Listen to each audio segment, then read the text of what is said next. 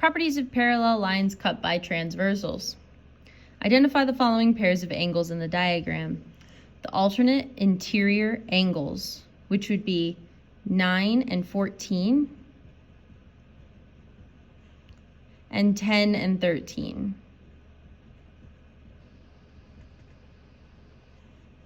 That's an and. Same side interior angles, so that would be 9, same side interior angles would be 9 and 13. And 10 and 14. Corresponding angles, it's a long list, so we would have angle 7 and angle 13, 9 and 15, 8 and 14, and 10 and 16. Alternate exterior angles, that would be 8 and 15, and 7 and 16. If lines N and M are parallel, solve for the variables in the diagram. So we've got Z's up here and a Y, so we don't really know much about this, and a W. So I'm just going to leave this top intersection alone. We don't know anything about A and F yet. I do know that this is 100, but I'm not sure about this. So this is the only actual angle value we have so far. And then this is 2x minus 18. Well, if this is 100, then this must be 80. Those are a linear pair. So that means that 80 is vertical to 2x minus 18. So 2x minus 18 equals 80. Plus 18, 2x equals 98. Divide by 2, so x equals 49. So if that equals 49, then we can calculate, well, we know that this angle is 80 degrees. So that's what we know there. So then if we know that this angle measure is 100 degrees, and these lines are parallel, that means that this angle measure is also 100 degrees. So now we can use that to help us get the value of z. So we can say 4z plus 6z equals 100, which is going to be 10z equals 100. So z equals 10. And then if this whole measure is 100, then the measure of angle y is 80 degrees. Now here is the tricky one. So if 4 times 10, so this is 40 degrees, and 80 degrees, then what's left over for W if this is a straight line? So 40 plus 80 plus 60 degrees for angle W, so that we've got 40 plus 80 plus 60 to make 180. So then angle A is 80 degrees as well, because it matches the, I'm sorry, angle A is not 80 degrees. Angle A is also 100 degrees, because it matches this obtuse angle, and that makes angle F. So take a look here. So this, if you're looking at this angle measure, it's not, I'm so sorry. 8, 9, 10, 11, 12. I'm so sorry. So 8 and 40 is 120 degrees. I'm so sorry. We're not looking at this intersection. We're just looking at this one. So if this is 120, then F is also 60 degrees. I'm so sorry. Okay. Alternate interior angle theorem. If two parallel lines are intersected by a transversal, then the alternate interior angles are congruent. And we'd like to write a proof for this. So let's do a figure first. So we've got two parallel lines cut by a transversal, and alternate interior angles are congruent. So let's call this one 1, and this is 2. We're trying to say that 1 is congruent to 2. The way to do it is to use a vertical angle to get there. So we're going to add another vertical angle onto this diagram. We're going to say that 3 and 2 are equal to each other and use that in our proof writing. So our given, and I'm going to call this line M and N. So we're going to say that M is parallel to N is our given. And we'd like to prove that angle 1 is congruent to angle 2. So M is parallel to N. That's given. And now I'd like to go down the road of vertical angles, because if I can get down this road, I can eventually start saying that we can use that equality statement to get to the 1 and 2 being congruent. You'll see in just a minute. So let's go down the vertical angles road. So angles 2 and 3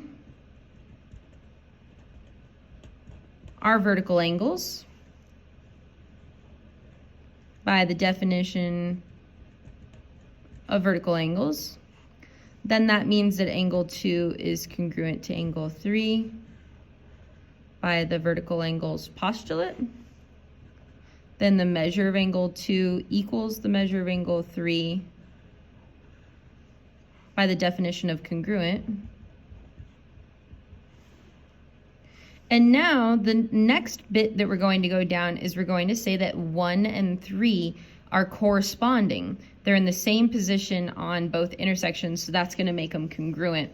So we're going to say angle 1 and angle 3 are corresponding angles by the definition of corresponding angles. Then that means angle 1 is congruent to angle 3 by the corresponding angles postulate. And then the measure of angle 1 equals the measure of angle 3 by the definition of congruent. So now if you take a look here, we've got angle 2 equals angle 3 and angle 1 equals angle 3. So what can we do? We can cancel the 3's out, and I can say that 2 is congruent to 1. So we're going to bring these together and now say the measure of angle 1 equals the measure of angle 3 by substitution.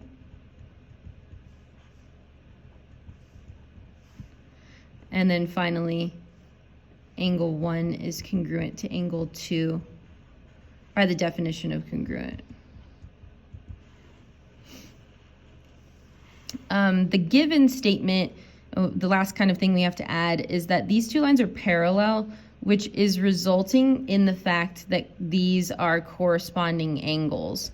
So the given actually is relating to this. The vertical angles is alone without the other line. So it's really just the corresponding angles part that comes from the given.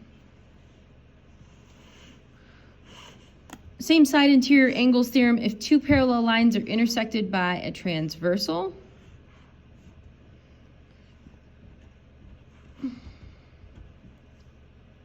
then same side interior angles are supplementary. So 1 and 2 are same side interior angles.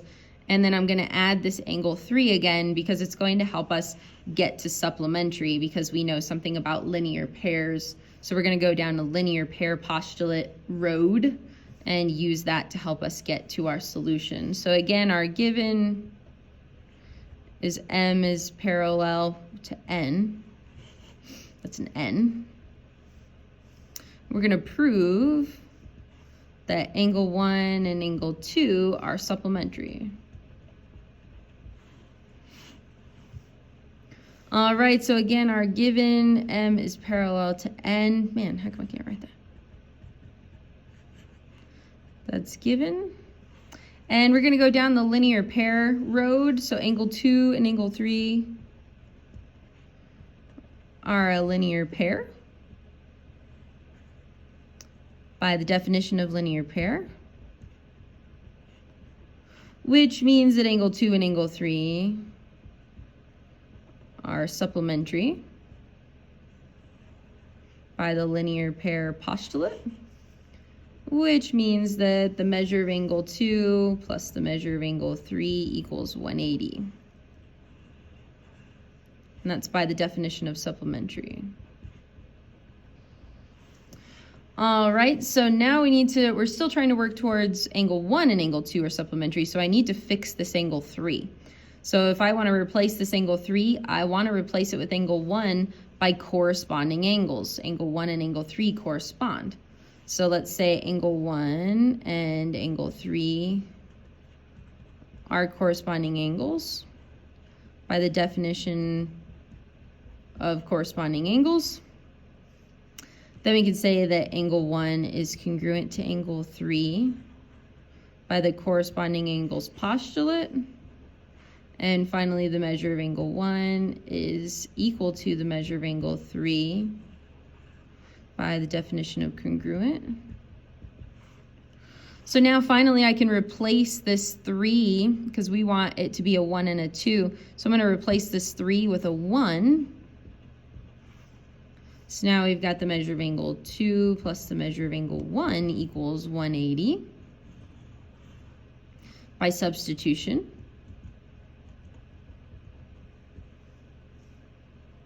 And we can turn that into a supplementary statement. So angle 2 and angle 1 are supplementary by the definition of supplementary. All right, let's try 2 problems on. Find the indicated value, find the value of z and the measure of angle 1. So these 2 angles are alternate interior angles. So we know that alternate interior angles are congruent, so we can say that 3z minus 20 equals z plus 80, which is going to be 2z minus 20 equals 80 plus 80, 2z equals 100, so z equals 50. So then we can plug it back in and figure out the measure of angle 1. So 3 times 50 minus 20. 3 times 50 is 150 minus 20, so 130 degrees. So the measure of angle 1 is 130 degrees.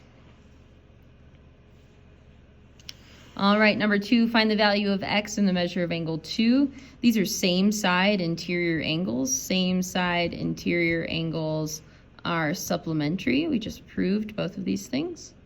So then we can say 2x minus 10 plus 3x minus 10 equals 180. They're supplementary. 2x and 3x, 5x, minus 10 and minus 10 is minus 20. Plus 20, 5x equals 200. Divide by 5 and x equals 40.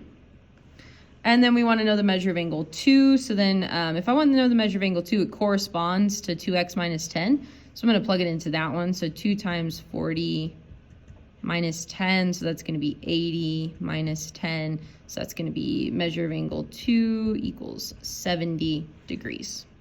Thank you.